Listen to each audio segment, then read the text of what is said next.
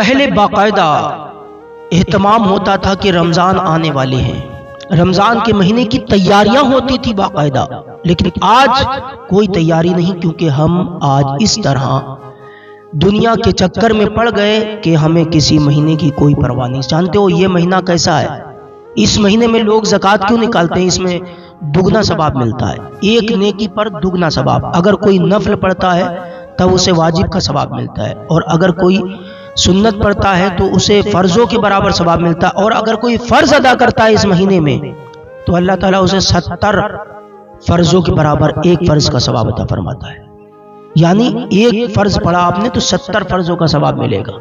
یہ رمضان کے مہینے کی برکت ہے، لیکن آج اس مہینے کو لوگ یوں ہی گزار دیتے ہیں، کوئی پرواہ نہیں۔ یہ مہینہ ایسا ہے جب یہ جایا کرتا تھا تب ہمارے اسلاف رویا کرتے تھے، اور پہلے کی امت پر جو روزے تھے وہ 24 گھنٹے کے تھے، لیکن ہمیں حضور کے صدقے میں صرف اور صرف چند گھنٹوں کا روزہ ملا ہے، چند گھنٹے۔ اور کوئی بندہ جب روزے رکھتا ہے تو اللہ اس کے گناہوں کو جلا دیتا ہے، پہلے دن، دوسرے دن، تیسرے دن، چوتھے دن، پانچویں دن، چھٹے، 10، 20۔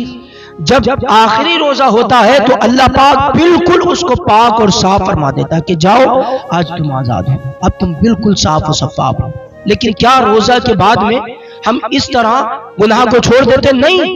کچھ لوگ اگر روزے کی حالت میں یعنی رمضان کے مہینے میں اگر شراب نہیں پیتے، عید کے دن اس سے زیادہ پی لیتے، پورے مہینے کی اسی دن پی لیتے ہیں۔ اسی طرح اور بھی گناہ ہے جو پورا مہینہ نہیں کرتے، اس دن عید والے دن ہم سارے گناہ کرتے ہیں۔ میرے بھائیوں نہیں، اللہ کے حضور حاضر ہونا ہے، اللہ کے سامنے جانا ہے، اس لیے کبھی بھی اس چیز کو نظر انداز مت کرو۔ دیکھو رمضان کے مہینے کی برکتیں، ایک پیارا واقعہ مجھے یاد آیا آقا کریم صلی اللہ تعالی علیہ وسلم کا۔ میرے آقا صلی اللہ تعالی علیہ وسلم بکرے کی سری یعنی سر جو ہوتا ہے اور آگے کے ہاتھ بہت زیادہ پسند فرماتے تھے، اور کمر کا گوشت، گردن کا گوشت بہت زیادہ پسند فرماتے تھے۔ میرے آقا کریم صلی اللہ تعالی علیہ وسلم روزے کے دن چل رہے ہیں، یعنی رمضان کا متبرک مہینہ چل رہا ہے۔ میرے آقا بکرے کی سری کھا رہے ہیں، اور بہت سے صحابہ اکرام بھی ساتھ میں ہیں۔ حضرت بلال نے عرض کیا رسول اللہ فجر کا وقت شروع ہو گیا، میں اذان پڑھ دوں؟ ٹھیک ہے جائیے، فجر کا وقت اب ہاتھ کھینچ لینا ہوتے، ٹھیک ہے بلال اذان پڑھو۔ حضرت بلال رضی اللہ تعالیٰ عنہ اذان کو مکمل کرتے ہیں اور آتے ہیں، اور کیا دیکھتے ہیں؟ یہ سوچ کر آتے ہیں کہ حضور نے کھانا بند کر دیا ہوگا، لیکن دیکھا کہ حضرت بلال نے کہ حضور پھر کھا رہے ہیں۔ اب بلال کہتے ہیں اللہ کی قسم یا رسول اللہ فجر کا ٹائم شروع ہو گیا۔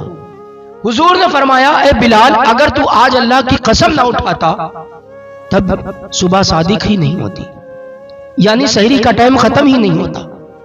سنو، یہ میرے آقا مصطفیٰ صلی اللہ تعالی علیہ وسلم کا اختیار ہے۔ میرے آقا صلی اللہ تعالی علیہ وسلم سے اللہ کی اتنی محبت فرماتا ہے۔ انہی آقا نے فرمایا کہ رمضان کے مہینے کا اگر کوئی ایک روزہ چھوڑ دے، ایک